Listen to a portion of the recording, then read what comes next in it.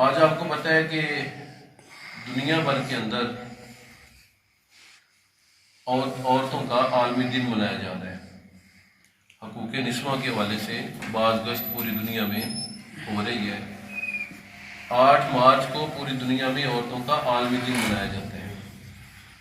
ہم عورتوں کے عالمی دن کے خلاف نہیں ہیں، لیکن ان کی جو نعرے بازی ہوتی ہے غیر اسلامی، غیر شرعی، غیر فطری، وہ واقعی قابل مذمت ہوتی ہے۔ مثلاً وہ بینر اٹھائے بے پردہ جلسوں میں جلوسوں میں شرکت کرتی ہیں، پھر اس کے بعد وہ جو نعرے انہوں نے لکھے ہوتے ہیں اپنے پلے کارڈ کے اوپر، وہ بھی انتہائی ناشائستہ ہوتے ہیں۔ آپ کو پتہ ہے کہ کل میاں والی کے اندر ایک بڑا دل کو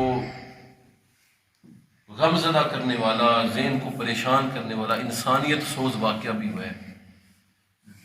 جب ہم اپنی اولاد کی تربیت صحیح نہیں نہ کریں گے، پھر اس طرح کے واقعات کے لیے ہمیں تیار رہنا چاہیے۔ واقعہ کیا ہوا ہے؟ کوئی 20 سال کے قریب اس نوجوان کی عمر ہے، شاہ زیب اس کا نام ہے، میاں والی کا وہ رہائشی ہے۔ کو 15-18 مہینے ہو گئے اس کی شادی کو، بالکل دنیا دار۔ اور جس طرح ہمارے نوجوان پتہ نا پستول رکھنا بڑا شوق ہوتا ہے لوگوں کا، جس طرح موبائل کا شوق ہے، اسی طرح اچھی گاڑی کا، اچھے جوتے کا، اچھے لباس کا۔ اور جب بچہ زیادہ بڑا ہو، سمجھنے شروع کر دیتا ہے اپنے آپ کو، زیادہ بڑا ہو جاتا ہے اور والدین کے ہاتھ میں بھی نہیں آتا، پھر آپ کو پتہ ہے وہ غلط شوق پال لیتا ہے۔ اس غلط شوق میں مشٹنڈے پن کا ایک شوق ہے، وہ ہے اپنے پاس ہتھیار رکھنا۔ اس بندے کو بھی یہ شوق تھا اور اس نے اس شوق کو خوب پالا۔ گھر والوں نے بھی اس کو منع نہیں کیا، رشتہ داروں نے بھی توجہ نہیں کی۔ ایف ایس سی کرنے کے بعد بیچلر کر رہا تھا، بھی طالب علم تھا۔ طالب علموں کی زیادہ تربیت کی ضرورت ہوتی ہے، ان کو بھی اٹھنے بیٹھنے کا سلیقہ طریقہ کو نہیں معلوم ہوتا۔ یا اساتذہ تربیت کر سکتی ہیں یا والدین تربیت کر سکتی ہیں۔ شادی ہوئی، اللہ نے پہلی بیٹی دی۔ نبی دو عالم صلی اللہ علیہ وسلم کا ارشاد عالی شان ہے کہ وہ عورت بڑی بابرکت ہے کہ جس عورت کو اللہ نکاح کے بعد پہلی اولاد بیٹی عطا فرماتا ہے۔ سبحان اللہ۔ اور نبی دو عالم صلی اللہ علیہ وسلم نے اپنی سب سے بڑی بیٹی سیدہ زینب کا نام زینب رکھا تھا۔ زین کا معنی ہے ٹھنڈک اور اب کا معنی ہے باپ۔ زینب اپنے باپ کی ٹھنڈک، باپ کے دل کا سکون، باپ کی آنکھوں کا نور، یہ زینب کا معنی بنتا ہے۔ تو یہ بڑا دل سوز واقعہ ہے جی، پوری دنیا میں اس کی مذمت کی جا رہی ہے۔ یہ واقعہ ہمارے لیے زیادہ افسوسناک ہے کیونکہ ہمارے علاقے کا ہے، ہمارے صوبے کا ہے، ہمارے ملک کا ہے، ہماری زبان بولنے والوں کا ہے۔ پھر وہ بندہ خود کو مسلمان بھی کہتا ہے، لیکن تربیت نہ ہونے کی وجہ سے، بد تربیتی اور بد تہذیبی کی وجہ سے یہ چیزیں ہمارے ہاں پھر سامنے آتی ہیں۔ اصل میں یہ لوگ عورت کے دشمن ہیں، جن کو عورت بحیثیت بیوی تو پسند ہے، عورت بحیثیت بیٹی پسند نہیں ہے، یہ اصل میں عورت کے دشمن ہے۔ اور ان کے خلاف ہمیں کیا کرنا چاہیے؟ اپنی اولاد کی صحیح تربیت کرنی چاہیے تاکہ ہماری اولاد میں کوئی اس طرح کا پیدا نہ ہو جو ہماری بدنامی کا سبب بنے۔ پھر اس بدبخت نے کیا کیا ہے؟ جا کر پہلے بیوی سے جھگڑا ہے، بیوی کا چچا بھی موجود تھا، پھر اس نے پستول نکالی اور اس نے کہا مجھے نئی بیٹی چاہیے، مجھے بیٹا چاہیے۔ پھر اس نے 7 دن کی بیٹی ہے بیچاری اور اس کو 5 فائر مارے ہیں، اس کے دل پر، سینے پر 5 فائر مارے ہیں۔ کیا کوئی باپ اپنی بیٹی کے ساتھ یہ سلوک روا رکھ سکتا ہے؟ نہیں روا رکھ سکتا۔ شیطان بھی شرمندہ ہوتا ہے باپ جب یہ سلوک اپنی اولاد کے ساتھ کرتا ہے۔ لیکن یہ سارا عمل بد تہذیبی کی وجہ سے، تربیت کی نہیں کسی نے۔ باپ نے کما کما کے لا کے دیا، اچھا گھر بنا دیا، زمینیں بنا دی، جائیدادیں بنا دی، گاڑی اچھی خرید دی، ٹشن مشن سارے برداشت کیے، لیکن بعد میں نتیجہ کیا نکلا کہ اولاد کی تربیت صحیح نہیں ہو سکی۔ اصل چیز تو تربیت ہے، کم بھی کما لے بندہ، اچھا نہ بھی بندہ کھائے، اچھا نہ بھی بندہ پہنے، اولاد کی تربیت صحیح طریقے سے کر لے تو پھر اس طرح کے واقعات رونما نہیں ہوتے۔ باپ کی گود میں آ کے تو بیٹی جنت کی خوشبو محسوس کرتی ہے، باپ کے ہاتھ کے نیچے جب اس کا سر ہوتا ہے، وہ پیار لیتی ہے باپ سے، تو تب وہ محسوس کرتی ہے کہ میں اللہ کی رحمت کے سائے میں ہوں۔ یہ بدبخت ایسا باپ نکلا ہے، اس نے خود اپنی بیٹی کو قتل کر دیا۔ تو یہ ہمارے لیے المی ہے، ہم سب صاحب اولاد ہیں، بڑے لوگ بیٹھے ہوئے ہیں، 60 سال عمر ہے، 50 سال عمر ہے، 45 سال عمر ہے، کچھ نوجوان بھی ہیں جن کی شادی ہونے والی ہیں۔ تو خدا را یہ رویہ نہ اپنائیں، اللہ اولاد بیٹا دے یا بیٹی دے، اس کو اللہ کی رضا، اللہ کی نعمت، اللہ کی رحمت سمجھ کر اس کو پالے پوسیں۔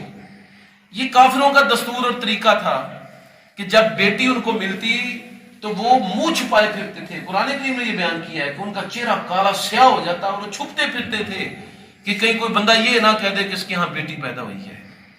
اور قرآن کریم میں بعض لوگوں کی یہ عادت بھی ہے نا، وہ کہتے ہیں جی بیٹی ہوگی، جہیز کہاں سے بنائیں گے، پالے پوسیں گے کیسے، یہ مسائل ہوتے ہیں۔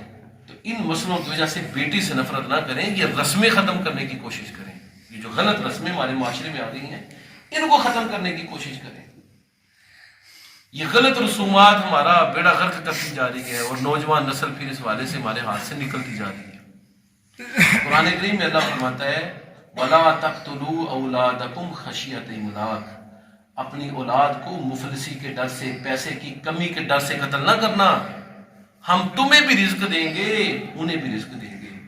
جس طرح اللہ نے تمہیں پال پوس کے 60-70 سال کا کر دیا ہے، تیرے سارے اخراجات پورے ہوئے ہیں دنیا میں، تجھے اچھا لباس ملا ہے، اچھی خوراک ملی ہے، اسی طرح اللہ تیری اولاد کو بھی پالے گا۔ یہ اس نے ذمہ داری لی ہوئی ہے، تم نے اس ذمہ داری کو صرف نبھانا ہے۔ رزق اس نے تقسیم کیا، تم نے صرف آگے پہنچانا ہے۔ تم رب نہ مان بیٹھو کہ میں اب بڑا بن گیا ہوں، میری اولاد، تو میں نے سارے اخراجات پورے کرنے ہیں۔ رب نے اخراجات پورے کرنے ہیں، تجھے رب نے وسیلہ اور ذریعہ بنایا ہوا ہے۔ تیرے رزق کے اندر اس کا رزق شامل ہو کے آ رہا ہے۔ رزاق اللہ ہے، دے اللہ رہا ہے، محنت تیری ہے، کوشش تیری ہے۔ تو یہ سمجھ لینا کہ میری وجہ سے پل رہا ہے، ساری گھر پل رہا ہے، یہ بھی بالکل غلط سوچ ہے۔ تجھے بھی ان کی بدولت اللہ رزق دے رہا ہے، تیری عزت بھی ان کی بدولت اللہ نے ڈھانپی ہوئی ہے، تیرا وقار بھی ان کے ذریعے سے اللہ کروا رہا ہے لوگوں سے۔ وگرنہ کئی اس طرح کے لوگ آپ دیکھیں کتنے بے عزت لوگ ہو جاتے ہیں دنیا میں، دولت ہونے کے باوجود، عہدہ ہونے کے باوجود۔ صاحب اولاد کو اللہ اس کی اولاد کی وجہ سے کئی نعمتیں عطا کر دیتا ہے اور کئی زحمتوں سے محفوظ رکھتا ہے اسے۔ سیدہ ام ایمن بڑا بہترین واقعہ بیان کرتی ہیں، نبی علیہ الصلوۃ والسلام کی اولاد کے حوالے سے حضور کو خبر دینا، اس حوالے سے سیدہ ام ایمن بڑا بہترین واقعہ بیان کرتی ہیں۔ عرب کے اندر یہ کلچر تھا، دستور تھا عرب کا کہ جب بھی کسی کے ہاں اولاد ہوتی، اس کے گھر کا غلام یا لونڈی اپنے مالک اور آقا کو خبر دیا کرتی تھی کہ آپ کے ہاں فلاں اولاد ہوئی ہے۔ سیدہ ام ایمن رضی اللہ تعالی عنہا نبی علیہ السلام کی لونڈی ہیں اور حضور علیہ السلام کی والدہ کے درجے پر بھی ہیں، کیونکہ انہوں نے بچپن میں حضور کو پالا ہے۔ نبی علیہ السلام ان کا بڑا ادب کیا کرتے تھے۔ ایک دن یہ مکہ کی وادی کے اندر سے گزر رہی تھیں اور خوب خوشی سے جا رہی تھیں۔ کسی عورت نے روک کر پوچھا ام ایمن اتنی خوشی پھولنے نہیں سماتی، کہاں جا رہی ہو؟ اس نے کہا محمد عربی صلی اللہ علیہ وسلم کو چوتھی بیٹی کی خوشخبری سنانے جا رہی ہوں۔ سبحان اللہ۔ چوتھی بیٹی کی خوشخبری۔ اس عورت کو حضور کے اخلاق کا نہیں پتا تھا، وہ کہنے لگی ام ایمن تیرا دماغ خراب تو نہیں ہو گیا، پاگل اور دیوانی تو نہیں ہوگی؟ مکے کے رہنے والے مرد کو نہ پہلی نہ دوسری نہ تیسری چوتھی بیٹی کی اور بھی خوشخبری، تیری موت کا وقت تو نہیں آ گیا؟ عرب والے تو جب بیٹی کا نام سنتے ہیں تو خوشخبری لانے والے غلام کو بھی قتل کر ڈالتے ہیں۔ ام ایمن نے کہا میری یہ حالت تھی جب حضور کی ہم پہلی بیٹی ہوئی تھی سیدہ زینب۔ سیدہ ام ایمن فرماتی ہیں سیدہ ختیجہ نے مجھے کہا جاؤ نبی علیہ السلام کو جا کر بتاؤ کہ ان کے ہاں بیٹی ہوئی ہے۔ ام ایمن کہتی ہے میں نے تیار کر لیا، اب میری زندگی کا آخری دن ہے، کیونکہ عرب کا کلچر تھا، دستور تھا ان کا کہ جو بھی غلام بیٹی کی خوشخبری لے کے آتا اسے یا مار دیتے یا عزم کاٹ دیتے یا قتل ہی کر دیتے اسے، یا مار کے اس کو عدم ہوا کر دیا کرتے تھے۔ تو سیدہ ام ایمن کہنے لگی میں نے بس کہا کہ اب میری دنیا سے رخصتی کا وقت آ گیا، مجھے کب چھوڑیں گے جب میں بیٹی کی جا کے خوشخبری دوں گی؟ یہ تو بیٹی سے نفرت ہی بڑی کرتے ہیں۔ سیدہ ام ایمن کہتے ہیں میں حضور کی بارگاہ میں حاضر ہوئی ڈرتی اور میں نے یہ نہیں کہا یا نبی اللہ آپ کے ہاں بیٹی پیدا ہوئی ہے، میں نے کہا یا نبی اللہ ختیجہ کہتی ہے کہ ان کے ہاں بیٹی پیدا ہوئی ہے، لفظ تبدیل کر لی ہے۔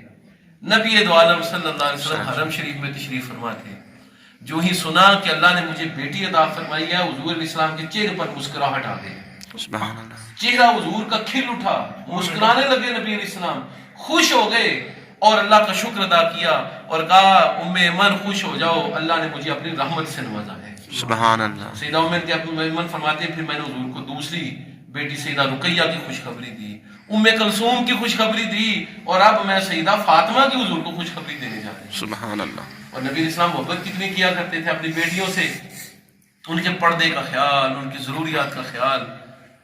اور سیدہ خدیجہ الکبریٰ کا جب وصال ہوا ہے نا، نبی علیہ السلام ایک پورا سال شادی کر لی تھی سیدہ سودا سے، سیدہ عائشہ سے، ایک پورا سال اپنی بیوی کے پاس نہیں گئے، صرف اس غم سے کہ میری بیٹیوں کا کیا بنے گا، بیٹیوں کے معاملات کس طریقے سے ہوں گے، بیٹیوں کے ساتھ احساس ہمدردی کرتے ہوئے پورا ایک سال نکاح کر لیا سیدہ سودا سے، لیکن سیدہ سودا کے ساتھ ایک بستر میں حضور جمع نہیں ہوئے، حضور بیٹھے بھی نہیں ان کے بستر پر ایک پورا سال، اپنی بیٹیوں کے ساتھ اظہار محبت میں کہ میری بیٹیوں کے سر سے ان کی ماں کا سایہ چھن گیا ہے، ماں کی گود سے وہ معروم ہو گئی ہے۔